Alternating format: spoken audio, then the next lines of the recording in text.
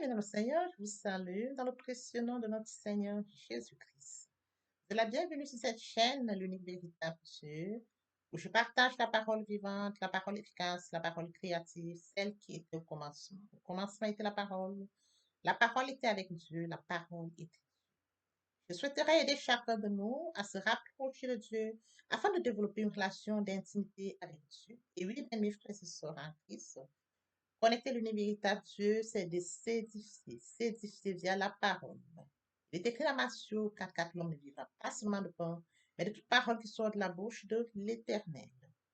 Connecter l'univers véritable Dieu, c'est de partager. Je connecte cette chaîne pour partager la parole de Dieu. Et je vous prie, bien mes frères et sœurs, après vous être édifiés, de partager autour de vous afin d'aider à l'éducation des autres. Connecter le véritable Dieu, bien mes frères et sœurs en Christ, c'est de grandir spirituellement. Deux possibilités s'offrent à vous. La première, c'est de s'abonner via YouTube sur l'Unique Véritable Dieu ou encore sur Facebook, Bat Divine Family. De la sorte, vous allez recevoir la parole de Dieu. Il y aurait plus de joie au ciel juste pour un seul pécheur qui se repent. Pour 99 justes qui n'ont pas besoin de repentance.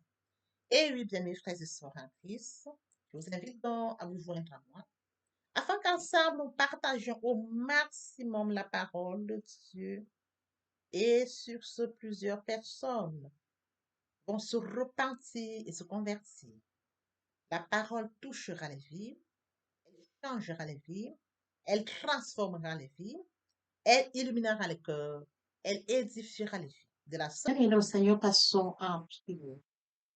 Dieu de grâce, Dieu d'amour, Dieu de miséricorde, Alpha, Omega, je viens bénir ton nom ce matin. T'élever, t'honorer, t'élever, t'acclamer, célébrer ton nom, le Dieu qui a dit la chose s'accomplit. Lui, véritable Dieu, c'est toi. Merci pour ce nouveau matin, pour ce nouveau jour. Merci pour la santé divine, la protection divine, la sécurité divine. Merci pour le souffle divin. Comptez par nous, les vivants, nous sommes infiniment reconnaissants. Esprit Saint, bien sanctifier les lieux, très autour de moi, notre feu afin d'éloigner toute influence négative qui pourrait nuire à notre prière, avant de sécuriser cela. Conduis-la afin qu'elle parvienne agréablement aux oreilles de mon Dieu, merci Saint-Esprit. Père, je te dis merci pour son nom précieux et précieux que tu nous as béni au nom à ce rendez-vous, partage ta parole, cette parole qui est au commencement, cette parole qu'elle touche les cœurs, Père, qu'elle s'ensemence et qu'elle soit porteuse. Tu sais le faire, tu te donnes l'honneur, la puissance de Jésus-Christ, si je t'écris. Amen. Oui, frères et sœurs en Christ dans le Seigneur, aujourd'hui, nous allons lire Hébreux 9, à partir du verset 17. Là, il est écrit, car là où il y a un testament, il est nécessaire que la mort du testateur soit constatée.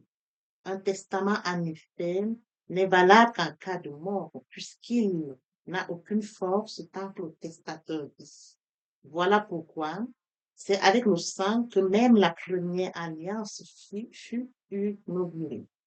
Il est bien évidemment écrit, frères et sœurs en Christ, dans 1 Timothée 3, 16, 17, toute écriture est inspirée de Dieu, utile pour enseigner, pour convaincre, pour conduire dans la justice, afin que l'homme de Dieu soit accompli et propre à toute bonne œuvre. Nous allons finir par Josué 1:8, que ce livre de la loi ne s'éloigne de ta bouche. Médite-le jour et nuit. C'est alors que tu auras du succès dans tes entreprises. C'est alors que tu réussis. Frères et sœurs en Christ dans le Seigneur. Aujourd'hui, nous allons partager notre enseignement intitulé La méditation. Pour qui attire notre attention ce matin, frères et sœurs en Christ, nous allons introduire, je l'ai mentionné tantôt, notre intitulé porte sur la méditation. Et avant que nous puissions rentrer sur cette thématique, permettez-moi donc de pouvoir définir ce qu'on entend par testament. On a toujours entendu parler de testament, alors je me permettrai donc d'apporter une définition à cela pour que nous puissions comprendre vraiment comment mentionner dans ce verset de 9, 17, 18. Quand on parle de testament, il est question de comprendre que nous recevons un document où l'on trouve l'ensemble des biens qui nous sont alloués. C'est un document où se trouve l'ensemble des ressources, frères et sœurs en Christ, qui nous ont été allouées. C'est-à-dire qu'avant que quelqu'un décide, frères et sœurs en Christ, il rédige un testament. Il met sur pied un testament. Le testateur met sur pied un testament. Le testateur met sur pied un testament. Lorsqu'il décède, ce testament est valable. Ce testament est utile. Oui, frères et sœurs en Christ, il faut que sa mort soit constatée pour que l'on puisse jouir de ce testament. Alors, pour nous ici, le testament, c'est quoi en fait? C'est de comprendre, frères et sœurs en Christ, que nous pouvons jouir. Quand Christ est mort à la croix de Golgotha, frères et sœurs en Christ, nous pouvons jouir maintenant de son testament. Il est mort sur la croix de Golgotha pour nous tous, pour toute l'humanité. Oui, frères et sœurs en Christ, lorsque nous détenons notre testament, il est très important de connaître son contenu.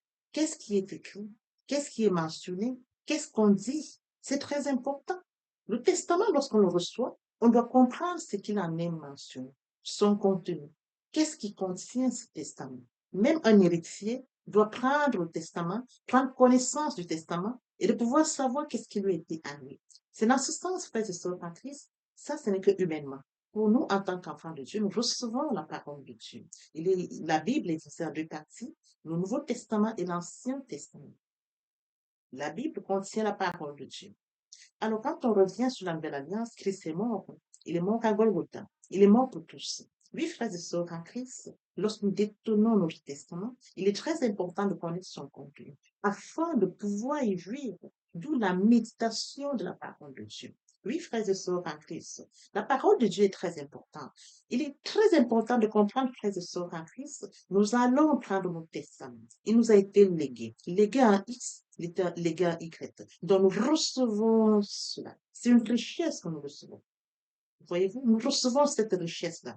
Alors, à partir du moment où nous la recevons, il est question de comprendre qu'est-ce qu'on va chercher dans ce testament. Qu'est-ce qu'on va chercher à connaître dans ce testament. C'est la parole de Dieu. On va connaître Dieu. Mais avant que nous y allons, frères et sœurs en Christ, nous allons connaître qui? Nous allons chercher à connaître qui? Nous allons chercher à méditer quoi? Nous allons chercher à connaître qui est celui dont nous allons découvrir dans ce testament. Et oui, frères et sœurs, il est question d'un Dieu grand, un Dieu beau, un Dieu juste. Il est question de l'alpha et l'oméga, le début et la fin de toutes choses. Il est question de ce Dieu qui a créé le contenant et le contenu. Il est question de nous. C'est de comprendre que nous allons apprendre à connaître Dieu. Dans la vie humaine, lorsque vous allez rencontrer les êtres humains, vous cherchez à connaître un ami X ou un ami Y, une amie X, une amie Y. Qu'est-ce que vous faites pour connaître? Vous faites tout pour rencontrer cette personne, pour changer avec cette personne, pour parler, voir qu'est-ce que cette personne aime. C'est en ce sens que vous allez rencontrer la personne. Mais humainement, ici, pour le cas où nous allons chercher notre Dieu, le Créateur, c'est différent. Nous allons nous rencontrer un Dieu trois fois saint, Dieu qui nous a créé à son image, à sa ressemblance. La mission pour laquelle nous sommes, nous allons à sa rencontre. Et oui, frères et sœurs en Christ, quand nous allons à la rencontre de Dieu, il est très important que nous puissions comprendre que nous irons dans l'humilité. Nous allons chercher un Dieu trois fois saint. Il est trois fois saint. Conscient du fait que nous allons rencontrer un Dieu trois fois saint, frères et sœurs, nous devons être saints. Il est écrit dans 1 Pierre 1,16, vous serez saints car je suis saint. Nous allons rencontrer un Dieu trois fois saint, trois fois saint. Quand nous allons rencontrer un Dieu trois fois saint, frères et sœurs, nous allons dans l'humilité. Nous ne le connaissons pas. Même si on nous a parlé de lui, nous ne le connaissons pas, frères et sœurs en Christ. Nous allons dans l'humilité apprendre à le connaître. Parce qu'il est le Dieu tout-puissant. Il détient le contenant, le contenu. Il est omniscient, omnipotent, présent. C'est le Dieu qui répond à nos prières. Lorsque nous allons en jeûne, il nous écoute. Nous allons dans le secret, il nous écoute. C'est un Dieu de miracles. Nous allons le rencontrer. Il est esprit. Alors nous devons aller, frères et sœurs en Christ, dans une mission, dans l'humilité.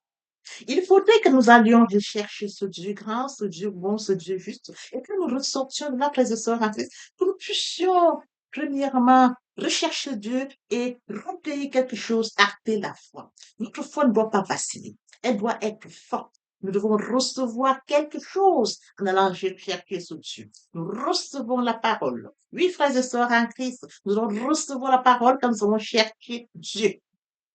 Nous recevons cette parole qui sera une richesse pour nous. Nous allons acter la foi. Très important. C'est très important parce que nous allons recevoir la parole, il faudra acter la foi. Nous allons recevoir la parole par l'obéissance. L'obéissance, c'est très important. Le Seigneur a dit à Abraham, quitte ton père, quitte ta famille, quitte ta patrie, va au lieu où je te montrerai. C'est le Seigneur qui lui a montré le lieu où il devait aller. Il n'a pas choisi. Le Seigneur lui a dit, tu vas au lieu où je te montrerai. Il est parti en ce lieu qui lui avait été recommandé par Dieu, l'obéissance. Nous allons chercher Dieu dans l'humilité. Nous allons le chercher tout en sachant que nous allons porter la foi. Nous allons obéir à la parole que nous allons recevoir. C'est très important. Le testament. Je l'ai expliqué. Il est écrit ici, comme je l'ai dit au début également, Timothée 1, 3, 16, 17, toute écriture inspirée de Dieu, utile pour enseigner, pour convaincre, pour conduire. Toute écriture inspirée de Dieu, utile pour enseigner, pour convaincre, pour corriger, pour instruire dans la justice, afin que l'homme de Dieu soit accompli et propre à toute bonne œuvre. Oui, frères et sœurs en Christ. Il est question de comprendre que nous devons nous centrer sur la parole. Toute écriture est inspirée de Dieu. L'écriture vient de l'inspiration de Dieu. Dieu a inspiré les hommes, ils ont écrit la parole. Toute écriture vient du Dieu trois fois saint qui nous a créés. Elle est une inspiration de Dieu trois fois saint. Toute écriture qui est contenue dans le Testament est une inspiration de notre Dieu. Toute écriture inspirée de Dieu, utile pour enseigner. Elle enseigne qui? Nous qui sommes des enfants de Dieu, nous qui voulons rechercher Dieu. Nous allons nous faire enseigner via la parole de Dieu. Toute écriture inspirée toute écriture est inspirée de Dieu, utile pour renseigner, elle nous enseigne. Pour nous convaincre, l'écriture nous convainc. Oui, frères et sœurs en Christ, via le Saint-Esprit, l'écriture nous convainc. Elle nous corrige dans la justice. Nous servons un Dieu juste. Nous servons un Dieu juste afin que l'homme de Dieu soit accompli et propre à toute bonne œuvre. Oui, frères et sœurs en Christ dans le Seigneur, quand nous allons dans la méditation ou alors quand nous allons lire la parole de Dieu, oui, frères et sœurs, comme je le dis toujours, avant toute méditation, il faut premièrement invoquer le Saint-Esprit via la prière. Lorsque nous invoquons le Saint-Esprit, il faut qu'il soit présent pendant que nous allons en méditation. Pendant que nous y serons, l'Esprit Saint va nous révéler le côté spirituel de la parole de Dieu. Raison pour laquelle nous devons invoquer le Saint-Esprit afin qu'il puisse nous aider pendant que nous allons méditer la parole inspirée de Dieu. Nous allons apprendre à connaître qui est Dieu, à connaître le Dieu trois fois, le Dieu omniscient, omnipotent, omniprésent, le créateur du conteneur et du contenu, le Dieu qui nous a fait à son image, à sa ressemblance, le Dieu qui a une mission pour nous. Nous allons apprendre à le connaître. Alors, il faudrait que le Saint-Esprit, frères et sœurs en Christ, puisse nous connecter, notre esprit, pendant que nous allons rechercher ce Dieu. Dieu est esprit. C'est l'Esprit de Dieu qui nous mènera pendant ce moment où nous allons rechercher Dieu. Voyez-vous, après que nous ayons prié, il faut donc passer à la lecture du verset, comme par exemple celui-ci qui est Timothée 3, 16, 17, toute écriture inspirée de Dieu, utile pour enseigner, pour convaincre, pour corriger, pour instruire dans la justice, afin que l'homme soit accompli et propre à bonne œuvre. Alors, après cette étape, frères et sœurs, il faut donc méditer la parole de Dieu. Quand on dit méditer la parole de Dieu, c'est de mûrir la parole. C'est d'aller en profondeur de la parole. Méditer la parole de Dieu, frères et sœurs, c'est de réfléchir en profondeur. C'est de mûrir, c'est de préparer par une longue réflexion.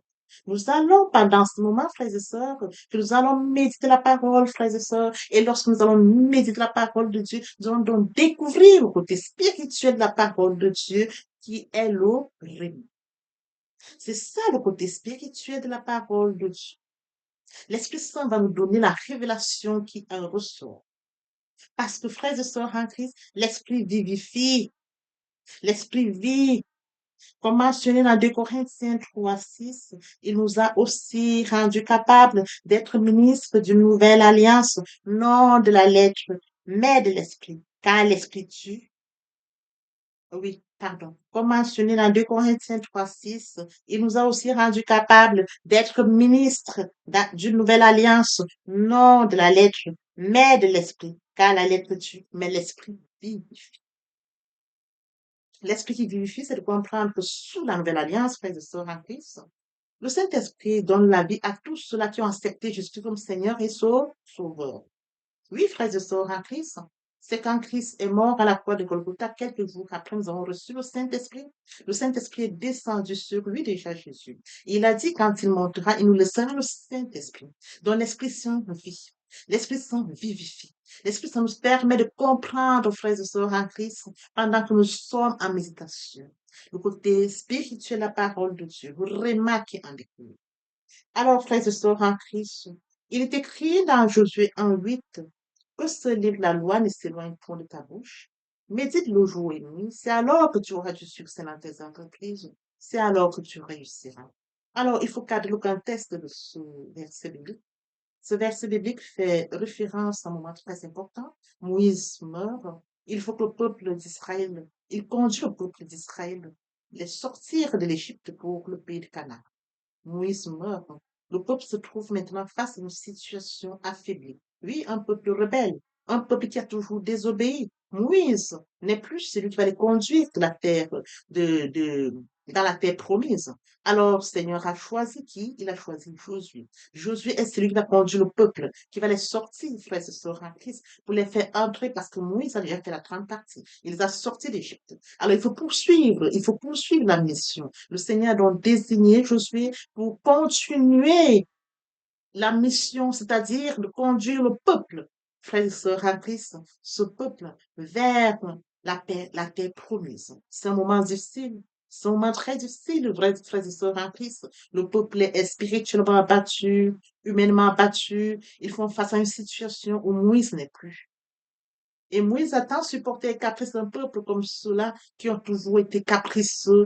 Nous nous souvenons bien, ils ont même monté un veau d'or quand Moïse était lorsque Moïse était à la rencontre de Dieu pendant 40 jours, 40 nuits, pour qu'il puisse recevoir les 10 commandements, ce peuple, frères et sœurs en Christ, ont désobéi.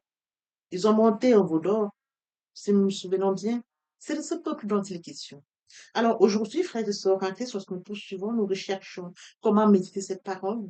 C'est de pouvoir comprendre que lorsque nous allons en méditation, il en ressort beaucoup de choses. Le Saint-Esprit nous accompagne, le Saint-Esprit nous enseigne, le Saint-Esprit nous corrige, le Saint-Esprit nous instruit. Nous recevons et nous devons donc, frères et sœurs en Christ, lorsque nous recevons la parole, comme le cas de ce livre, la loi ne s'éloigne point de toi. Médite-le jour et nuit, c'est de manger la parole. Oui, frères et sœurs en Christ, c'est pour qu'ils puissent méditer cette parole, que cette parole ne s'éloigne point de lui, que cette parole puisse rester, frères et sœurs, jour et nuit, qu'ils puissent lire cette parole, c'est-à-dire que tous les jours, il doit pouvoir prendre connaissance, se munir de la parole. Oui, frères et sœurs en Christ, il faudrait qu'ils lisent tous les jours la Bible, qu'ils puissent réfléchir, la mûrir, aller en profondeur pour retirer, pour recevoir le réma, aller à la découverte du réma de la parole de Dieu.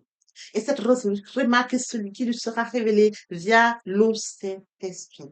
Et oui, frères et sœurs en Christ, afin d'agir fidèlement. Frères et sœurs, quand on dit d'agir fidèlement, c'est de pouvoir obéir à la parole. Agir fidèlement, c'est d'obéir à la parole qui est mentionnée. Il faudrait qu'il obéisse à la parole qu'il y est mentionnée. Il ne faut pas seulement aller méditer la parole, recevoir le roman et s'arrêter. Non, c'est de pouvoir, frères et sœurs, obéir à ce roman qu'on reçoit. Oui, frères et sœurs en Christ, quand on le reçoit, on doit obéir. C'est une recommandation, on doit l'obéir. Et par la suite, obéir pourquoi? Pour le mettre en pratique. C'est une parole de la Christ. On a reçu, il reçoit du Saint-Esprit, il faudrait donc qu'il la reçoive, qu'il puisse obéir et mettre en pratique la parole. C'est ainsi que tu auras du succès dans tes entreprises, c'est alors que tu réussiras. Oui, frères et sœurs à Christ, lorsque nous obéissons à la parole, lorsque nous croyons la parole de cette manière, nous la mettons en pratique. En actant la foi, frères et sœurs en Christ, nous la mettons en pratique. Car la foi est une ferme assurance des choses qu'on espère, une démonstration de celles qu'on ne voit pas. On va la voir se démontrer. C'est ça la foi. Oui, frères et sœurs en Christ, si de notre foi, nous allons donc voir, frères et sœurs en Christ, la foi produira le triomphe, car il est écrit, frères et sœurs en Christ, plusieurs personnes pensent que la prospérité et le succès sont le résultat du pouvoir que l'on a. Non, Les résultats viennent de Dieu. Alors, il faudrait que nous comprenions que la stratégie de Dieu, la stratégie que Dieu enseigne à Josué, il en ressort trois critères. Se fortifier et prendre courage, puisque la tâche qui l'attend est assez difficile. Deuxièmement, obéir à la loi divine. Troisièmement, constamment étudier le livre, la loi et les Écritures. Oui, frères et sœurs en Christ, lorsque nous mettons en pratique la parole de Dieu, nous verrons les résultats qui vont en découler. Alors, frères et sœurs en Christ, si nous voulons vraiment réussir, adoptons la même stratégie. Les recommandations qui ont été données à Josué, frères et sœurs en Christ, nous pouvons nous inspirer de cela et pouvoir réussir. Si nous nous inspirons, nous connaîtrons peut-être pas le succès d'après les critères du monde, mais nous réussirons parce que c'est la parole de Dieu qui nous inspire, c'est elle qui nous enseigne, c'est elle qui nous corrige, c'est elle qui nous convainc. La parole de Dieu vit. Oui, frères et sœurs en Christ, conscients du fait que la parole de Dieu vit, il est très important pour nous de nous en tenir à cela, parce que Dieu est sa parole. Que ce livre, la loi ne s'éloigne point de toi, médite le jour et nuit. C'est alors que tu auras du succès dans tes entreprises. C'est alors que tu réussiras. Papa, je t'aime. Papa, je t'aime. Oh. Papa, je t'aime. Tu es mon papa. Papa, je t'aime. Papa, je t'aime. Oh. Papa, je t'aime. Tu es. Voici, nous allons poursuivre les deuxième et troisième parties de notre enseignement. Partie riche importante pour compléter cette première pour notre édification. Sur ce, je vous prête l'oreille pour la suite. Merci, Seigneur. Frères et sœurs en Christ, après lecture de Jean 3:8, on nous explique brièvement comment, quand nous sommes nés de nouveau, ça se manifeste. C'est une illustration, bien mes frères et sœurs en Christ. Il est bien évidemment écrit le vent souffle où il veut et on entend son bruit, mais nul ne sait où il va, d'où il vient. C'est de la même manière pour tout homme qui est né en esprit, tout homme qui accepte Jésus-Christ comme Seigneur. Tout homme qui vient vers le Seigneur Jésus-Christ dit, je t'accepte comme Seigneur et Sauveur. Il se laisse guider par le Seigneur Jésus-Christ. Lorsque vous l'acceptez, bien mes frères et sœurs en Christ, votre vie n'est plus sous votre contrôle. C'est lui qui vous guide. Vous n'avez plus le contrôle de votre vie. Vous sentez qu'on vous conduit comme le vent qui souffle. C'est écrit le vent souffle où il veut. Tu entends le bruit. Quand le Saint-Esprit est en vous, vous sentez, vous le ressentez que l'Esprit Saint est là. Mais c'est lui qui vous conduit. C'est lui qui vous guide. C'est lui qui vous oriente. Bien, mes frères et sœurs en Christ, après lecture de Jean 3:8, une illustration nous montre comment quand un homme naît de nouveau, l'homme qui est né de nouveau, se laisse conduire par le Saint-Esprit. C'est l'Esprit Saint qui le conduit. Il ressent la présence du Saint-Esprit. Il sait que le Saint-Esprit est présent en lui. Il n'a plus le contrôle, mais c'est le Saint-Esprit qui le guide. Comme mentionné ici, le vent souffle où il veut. Tu entends le bruit, mais tu ne sais d'où il vient, d'où il va. L'Esprit Saint s'installe. Il prend le contrôle, c'est écrit. Votre corps est le temple du Saint-Esprit. Et oui, bien mes frères et sœurs en Christ, c'est écrit. Votre corps est le temple du Saint-Esprit. L'Esprit Saint habite en vous. Il prend le total contrôle. Il vous guide. Il vous oriente. Il se manifeste en vous. Le Seigneur Jésus-Christ a dit, je ne vous laisserai pas seul. Je vous enverrai le consolateur, l'Esprit Saint. Quand il habite en vous, il a le total contrôle. Il se manifeste. Ce n'est plus vous qui prenez le contrôle, mais c'est le Saint-Esprit. C'est lui qui vous guide. C'est lui qui vous oriente. Oui, bien, mes frères et sœurs, en Christ est assis à la droite du Père. Il intercède en notre faveur. Il ne nous a pas laissés seuls. Le Saint-Esprit qui est en nous prend la suite, prend la relève, nous conduit, nous guide, nous oriente, se manifeste au-dedans de nous. Et oui, bien, mes frères et sœurs en Christ, il en est ainsi de tout homme qui est né en esprit. Poursuivons avec notre enseignement de ce jour. Et oui, bien, mes frères et sœurs en Christ, il en est ainsi de tout homme qui est né en esprit. Poursuivons par la lecture de Acte 26, 8. Quoi vous semble-t-il incroyable que Dieu ressuscite les morts? Oui, bien, mes frères et sœurs en Christ, Dieu a ressuscité son Fils Jésus-Christ. Il est ressuscité le troisième jour. Oui, bien, mes frères et sœurs en Christ, nous sommes dans la gloire de Christ. Nous allons de gloire en gloire. Christ est mort sur le Golgotha et il est passé de la mort à la vie. Ce passage, nous en bénéficions. Avec lui, nous sommes assis à la droite du Père. C'est écrit. Bien, mes frères et sœurs en Christ, nous devons être conscients que Dieu a tant aimé le monde qu'il a donné son Fils unique, afin que quiconque croit en lui ne périsse point, mais qu'il ait la vie éternelle. Oui, bien, mes frères et sœurs, lorsque nous acceptons Jésus comme Seigneur et Sauveur, lorsque nous passons par la repentance et la conversion, nous passons à une autre vie. Nous changeons le centre de gravité de notre vie.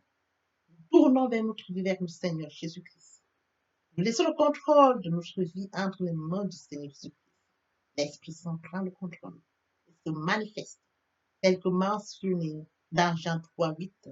Le vent souffle où il veut et tu entends le bruit, mais tu ne sais d'où il vient ni d'où il va.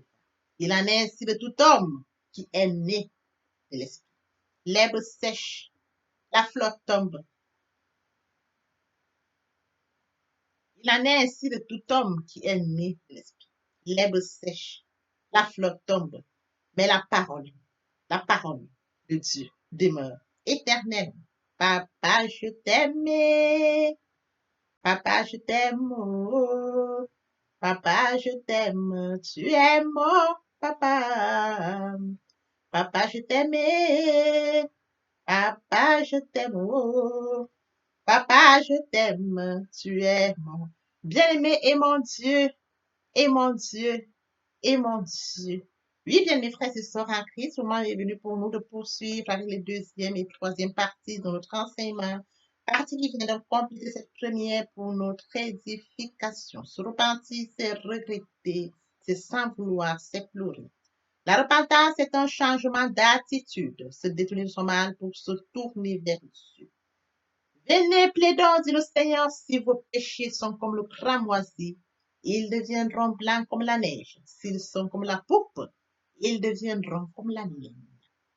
Se convertir, c'est le fait de déplacer le centre de gravité de ma vie ancienne vers mon Dieu. Se convertir, c'est de croire en Jésus-Christ.